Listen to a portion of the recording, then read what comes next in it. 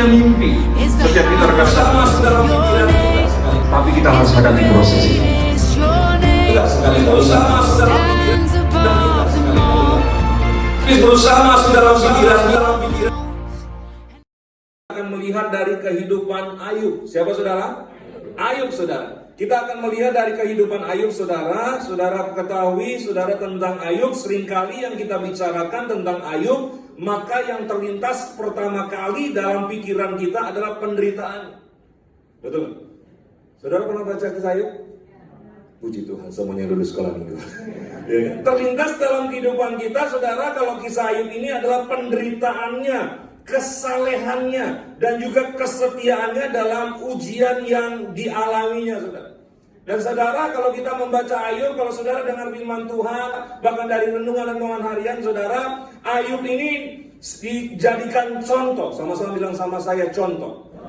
Dijadikan contoh teladan sebagai seorang yang tetap bertahan. Tetap bertahan, setia dan sabar di dalam masa ujian besar dan tragis. Ini yang terjadi dalam kehidupan Ayub saudara. Yang harus kita sadari saudara dan saya, bahwa Ayub benar-benar manusia biasa seperti saudara dan saya. Amin saudara dan saya. Amin. Saking saudara dan saya dengar kisah Ayub, kayaknya Tuhan kalau bisa jangan seperti Ayub. Betul nggak saudara? Menderita sekali, tragis sekali kehidupannya saudara. Kita ketahui saudara dan saya di pasal pertama Ayub, saudara, apa yang terjadi? Ayub kehilangan apa? Anak-anaknya, harta bendanya, dan mengalami sakit yang mengerikan, Pak. Ayo coba kita refresh. Ayub 2 ayat yang ke-7, sama-sama kita baca ya. Ayub 2 ayat yang ke-7. Ayub 2 ayat yang ke-7.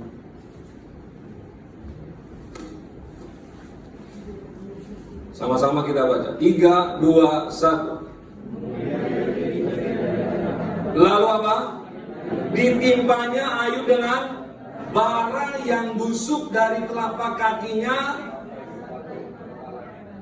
Dari saudara dan saya, gambarannya dari ujung rambut sampai ujung kakinya saudara, ada penyakit yang begitu berat.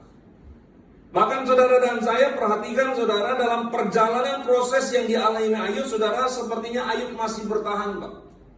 Kita lihat Ayub 8-nya. Ayub 2 ayat 8. Ayub 2 ayat 8 sampai dengan ayat 10. Perhatikan baik di sana. 3, 2, 1.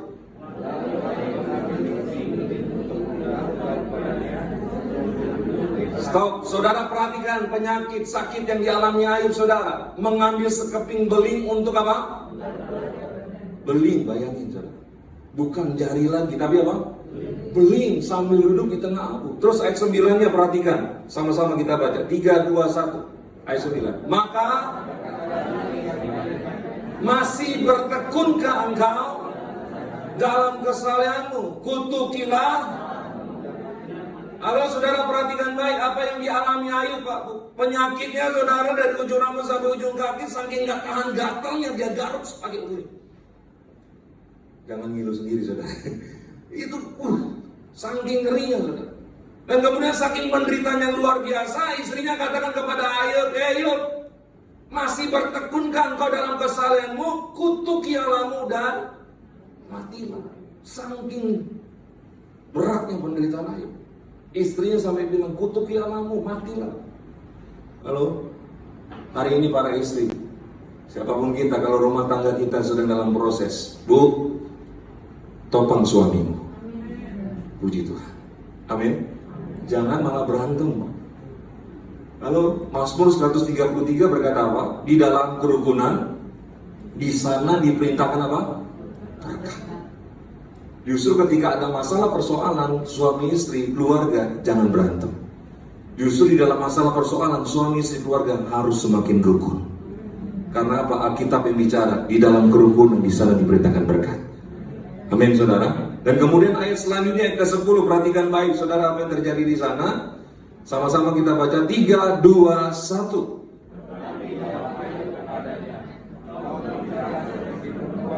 Apakah kita mau menerima yang baik dari Allah, tetapi apa? Tidak mau menerima yang buruk. Dalam kesemuanya itu apa? Ayub tidak berbuat dosa dengan Saudara perhatikan baik saudara, di awal saudara, kita ketahui saudara di alam perjalanan Ayub, proses yang jalan Ayub seperti Ayub saudara masih bisa bertahan Pak di awal-awalnya. Ketika istrinya katakan kutuki alammu matilah, tapi Ayub berkata, saudara dikatakan di sana, masakan kita nggak mau nerima yang baik dari Tuhan, yang jahat dari Tuhan, yang buruk dari Tuhan. Dan Alkitab katakan sampai di situ Ayub tidak berbuat dosa dari bibirnya. Tapi saudara dan saya ketahui kalau saudara membaca Ayub dari pasal pertama sampai pasal seterusnya saudara dan saya catat di sini merasa sudah lelah. Ayub akhirnya merasa sudah lelah. Teman-temannya datang, betul nggak saudara? Teman-temannya datang bukan menghibur Pak, bukan menghibur, malah semakin membuat Ayub tertekan. Kamu berdosa sih, kamu ini. Akhirnya ada pendakwaan. Ayub merasa saya nggak bersalah kok. Akhirnya saudara merasa tertekan. Tetapi saudara dan saya ketahui di akhir hidup Ayub hidupnya dipulihkan Tuhan. Amin saudara. Hari ini saya mau sampaikan mengingatkan saudara dan saya, kalau saudara dan saya setiap kita merasa lelah dalam hidup ini, percayalah ada pemulihan terjadi dalam hidup kita. Siap dipulihkan Tuhan. Amin. Sama-sama bilang sama saya pasti dipulihkan Tuhan. Yuk kita belajar dari Ayub bagaimana bisa mengalami yang namanya pemulihan. Ayub 42 ayat 5 sampai dengan ayat yang ke-6. Puji Tuhan. Ayub 42 ayat 5 sampai dengan ayat yang ke-6. Saudara yang bawa Alkitab, saudara perhatikan di sana judul perikopnya apa saudara? Ayub mencabut dan apa? Menyesalkan diri. Yuk kita sama-sama baca ayat 5 sampai dengan ayat yang ke-6. Sama-sama kita baca. 3, 2, 1. Tetapi sekarang ayat yang ke-6 perhatikan baik. Oleh sebab itu aku mencabut perkataanku dan apa saudara? Dengan menyesal aku apa? Saudara dan saya, kita melihat dari sisi Ayub yang lainnya. Kita belajar pada pagi hari ini saudara. Sebagai apa yang saya sampaikan tadi, bahwa kalau kita mendengar kata Ayub itu tentang ketekunannya, kesetiaannya, kesabarannya, penderitaan. Tapi hari ini saudara dan saya, kita melihat dari sisi Ayub yang lain, bagaimana Ayub dipulihkan Tuhan. Amin saudara dan saya. Alkitab katakan di sini, hanya dari kata orang saja aku mendengar tentang engkau, tetapi sekarang mataku sendiri memandang engkau. Dan kemudian ayat yang ke-6 berkata apa? Oleh sebab itu aku mencabut perkataanku dan dengan menyesal aku duduk dalam debu dan. Artinya saudara dan saya, bagaimana Ayub bisa dipulihkan Tuhan? Sekali lagi, bukan karena ketekunan, bukan karena kesetiaannya. Saudara perhatikan ayat ini. Ayub dipulihkan Tuhan. Alkitab katakan, dia mencabut perkataannya dengan menyesal aku duduk dalam debu dan abu. Artinya yang pertama saudara dan saya, bagaimana kita bisa dipulihkan belajar dari Ayub. Yang pertama kita harus berdamai dengan Tuhan. Amin saudara. Kita harus apa? Berdamai dengan Tuhan Pak. Alkitab katakan saudara, Ayub dengan menyesal duduk dalam debu dan abu. Saudara catat di sini, duduk dalam debu dan abu adalah cara Ayub menunjukkan penyesalannya. Cara Ayub menunjukkan penyesalannya sekaligus perendahan dirinya di hadapan Allah. Karena apa saudara? Karena yang dia alami selama ini dalam proses kehidupannya saudara, dia merasa udah saleh. Dia tanya jawab sama Tuhan. Dia merasa udah hebat, udah kesalahannya luar biasa. Tetapi saudara dan saya, Alkitab katakan saudara, dalam badai Tuhan berbicara kepada Ayub. Dan akhirnya saudara, Ayub menyesal dan mencabut perkataannya bahwa Allah lah yang berdaulat atas kehidupannya. Artinya yang pertama, bagaimana kita bisa dipulihkan dalam proses kehidupan kita. Yang pertama, Pak Bu, kita harus berdamai dengan Tuhan. Sama-sama bilang sama saya harus berdamai dengan Tuhan. Dengan kata lainnya Pak, hidup dalam pertobatan. Amin. Hidup dalam pertobatan. Kalau saudara ingin melihat rumah tanggamu dipulihkan Tuhan, Pak Bu, hidup dalam pertobatan. Yang pertama kita harus berdamai dengan Tuhan. 1 Yohanes 1 ayat ke-9 berkata apa? 1 Yohanes 1 ayat ke-9. 1 1 Yohanes 1 ayat 9, sama-sama kita baca di sana. 1 Yohanes 1, 3, 2, 1. Sehingga dan menyucikan kita dari. Kalau saudara dan saya ingin dipulihkan dalam kehidupan kita, proses kehidupan saudara dan saya sedang hadapi, sedang ada alami saudara dan saya hari ini, Tuhan ingatkan saudara dan saya yang pertama, yuk sama-sama kita harus berdamai dengan Tuhan. Hidup dalam pertobatan, Pak. Alkitab katakan jika kita mengaku dosa kita, Ia setia dan adil. Dan Alkitab katakan saudara, Ia akan mengampuni segala dosa kita dan menyucikan kita dari apa? Segala kejahatan. Makanya Kolose 3 ayat 5 sampai 6, saudara perhatikan baik di sana. Kolose 3 ayat 5 sampai dengan ayat yang ke-6 berkata apa? Kolose 3 ayat 5 sampai dengan ayat yang ke-6. Karena itu matikanlah dalam dirimu apa? Yaitu apa? Kenajisan, hawa nafsu, nafsu jahat dan juga apa? Yang sama dengan ayat yang ke-6-nya berkata apa? Saudara perhatikan baik di sana. Semuanya itu apa? Amin. Tuhan mau saudara dan saya menikmati berkat Tuhan, katakan amin. Oleh karena saudara dan saya, bagaimana kita bisa dipulihkan? Yang pertama, yuk kita harus berdamai dengan Tuhan dulu. Hari ini saudara dan saya bukan sedang menghakimi setiap kita, bukan mendakwa saudara dan saya. Tapi hari ini kalau saudara dengar firman Tuhan ini dan saudara ingin dipulihkan sama Tuhan, bersukacitalah, berbahagialah, karena Tuhan mengasihi saudara dan saya.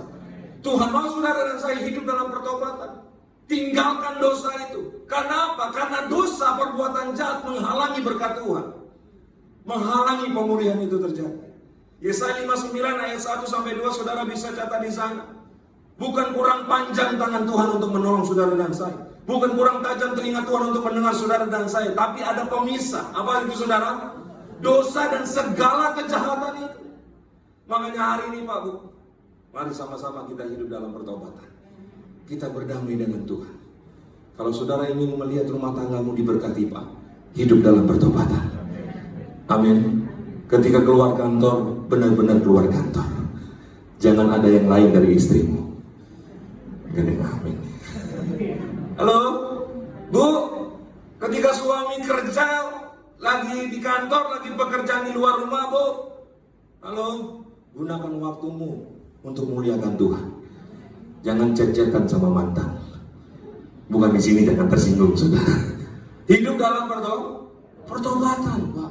Kalau saudara ingin melihat rumah tangga saudara dan saya hidup dalam pertobatan. Setiap kita anak-anak muda, kalau kita ingin melihat masa muda kita, kehidupan kita dipulihkan sama Tuhan, yuk sama-sama kita hidup dalam pertobatan. Amin, Pak. Beberapa waktu yang lalu saya punya, oleh anugerah Tuhan diberi kesempatan saya sama rekan saya Abraham, melayani ketemu dengan orang nomor 20 terbesar kaya di Indonesia. 20 besar. Saya datang ketemu. Tapi pada saat saya datang beberapa waktu yang lalu, dia bukan 20 terbesar lagi nyungsep Pak. Baru nyampe aja bukan shalom Abang. Aduh Pak, tahu masalah saya Pak. Aduh Pak, masalah saya lebih banyak dari rambut saya. Halo? Pak, tahu nggak masalah saya? Karena saya searching Google, 20 terbesar Pak, orang terkaya. Dia ngomong, Pak, aduh Pak, utang saya 1,6. Bukan juta, triliun darah Yesus. Halo, padahal 20 terbesar. Tapi ketika sharing firman, saudara, dan dia akhirnya nyadar, Pak, saya jatuh. Karena apa? Karena saya punya wanita lain. Pakai bahasa keren, lah. Padahal kumpul kebo gitu aja, saudara. Ya kan, saudara? Dan dia menyadari, betul Pak. Betul Pak. Kalau kita jatuh dalam dosa Pak, hancur. Pak. Hancur. Kekayaannya dulu Pak Bu, waduh, urutan 14 atau 12 di Indonesia, udah triliunan kan. Tapi semenjak dia jatuh dalam dosa, kumpul kebo itu sudah langsung cat. Setiap bulan langsung bolong itu kasnya 200 miliar, bulan ini 200 miliar. Yang tadinya mobilnya supercar, dia bilang mobil saya nggak ada di bawah 5M Pak. Halo. Dan kemarin saya lihat anaknya mau minta makan GoFood, I have no money. Wow. Hari ini Pak Bu, kita harus berdamai sama Tuhan. Kalau saudara dan saya ingin melihat kehidupan rumah tangga, keluarga kita, ekonomi kita dipulihkan, hidup dalam pertobatan, katakan amin. Makanya pentingnya hidup dalam pertobatan untuk saudara dan saya mengalami pemulihan, menerima mujizat Tuhan Yesus, katakan amin. Pak, Ayub beroleh pemulihan setelah ia mau merendahkan diri. Halo? Ayub mengalami pemulihan setelah apa? Merendahkan diri. Aku duduk dalam debu dan dalam penyesalannya di hadapan Allah setia ia mencabut perkataan. Amin saudara. Hari ini Tuhan mau saudara dan saya jemaat Tiberias Tamsur kita dipulihkan Tuhan. Yang pertama bertobat Pak. Hidup berdamai dengan Tuhan. Bereskan dosamu hari ini sama Tuhan, katakan amin.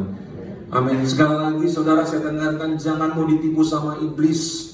Kalau saudara, setiap kita tahu apa yang kita lakukan dosa, betul kan? Setiap kita tahu Pak. Tapi apa? Kita ditipu sama iblis. Ngapain kamu keluar dari dosa itu? Nanti bagaimana kehidupan kamu? Berantakan semuanya. Jangan ngaku. Nanti istrimu, suamimu, anak-anak. Waduh. Didakwa sama iblis. Karena apa? Iblis gak mau saudara dan saya dipulihkan. Halo? Amin. Makanya hari ini ketika saudara dan saya dengar firman Tuhan ini, bersyukurlah Tuhan mengasihi saudara dan saya. Rumah tanggamu pasti dipulihkan. Ekonomimu pasti dipulihkan. Amin. Hidup dalam pertobatan.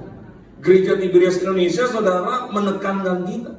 Sekali lagi, Gereja Tiberias Indonesia menekankan saudara dan saya yang ada di dalamnya untuk hidup dalam pertobatan Pak. Amin saudara. Hidup dalam apa? Pertobatan.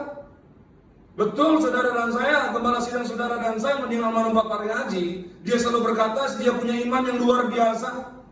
Saudara pasti diberkati. Tapi ingat baik, hidup dalam pertobatan. Kita menerima kekudusan dari Tuhan Yesus, katakan amin. Ketika saudara dan saya hidup dalam pertobatan, mengaku dosa saudara dan saya, kita menerima kekudusan dari Tuhan Yesus, menyatu dengan tubuh dan darah Yesus, diurapi dengan minyak urapan, sehingga saudara dan saya setiap kita pasti mengalami pemulihan dari Tuhan. Ini yang terjadi dalam kehidupan pelayanan gereja Tiberias Indonesia. Makanya saudara dan saya hari ini, Tuhan mau saudara dan saya dipulihkan. Tuhan tahu saudara dan saya sudah lelah Pak Bu. Saya melihat dari wajah-wajahnya kayaknya udah lelah banget. Tuhan tahu Pak Bu, dan Tuhan mau saudara dan saya dipulihkan sama Tuhan. Penyakitmu disembuhkan sama Tuhan. Amin saudara, makanya yuk berdamai dengan Tuhan, hidup dalam pertobatan. Terima kekudusan dari Tuhan Yesus, menyatu dengan tubuh darah Yesus. Dan saya percaya, hidupmu pasti diberkati Tuhan. Penyakitmu pasti disembuhkan Tuhan. Ini Pak, ini telak banget kemarin Pak. Saya mengucap syukur saya diberi kesempatan untuk berhadapan dengan orang yang luar biasa dalam hidupannya, tapi tiba-tiba jatuh karena dia melakukan dosa. Hari ini Tuhan mau saudara dan saya setiap kita mari sama-sama kita berjuang hidup dalam pertobatan, menerima kekudusan dari Tuhan Yesus untuk kita sama-sama dipulihkan Tuhan. Yang percaya beri tepuk tangan yang meriah bagi Tuhan Yesus. Amin. Wahyu 3:19 berkata saudara, barang siapa kukasihi, dia apa? Kutegur dan relakan hatimu dan apa? Bertobatlah. Hari ini ketika saudara dengar firman Tuhan ini, Tuhan bukan marah sama saudara. Justru Tuhan sangat mengasihi setiap kehidupan kita. Amin. Agar apa? Hidup saudara dan saya dipulihkan sama Tuhan. Mari berdamai dengan Tuhan. Amin saudara. Amin. Hari ini Tuhan mau saudara dan saya berdamai dengan Tuhan. Dan yang kedua, mari berdamai dengan diri kita sendiri. Yang lalu sudah berlalu Pak Bu. Setiap kita rekan-rekan muda, yang lalu sudah berlalu. Hari ini Tuhan mau saudara dan saya nikmati berkat Tuhan. Hadapi masalahmu bersama dengan Tuhan. Jangan merasa engkau gagal. Jangan merasa hari ini keberadaanmu semua karena dirimu salah mengambil keputusan. Dan yang lalu sudah berlalu. Hari ini saudara dan saya bersama dengan Tuhan Yesus. Dan hadapi masalahmu bersama Tuhan Yesus. Dan lihatlah pemulihan terjadi dalam kehidupan kita. Beri tepuk tangan yang meriah bagi Tuhan Yesus.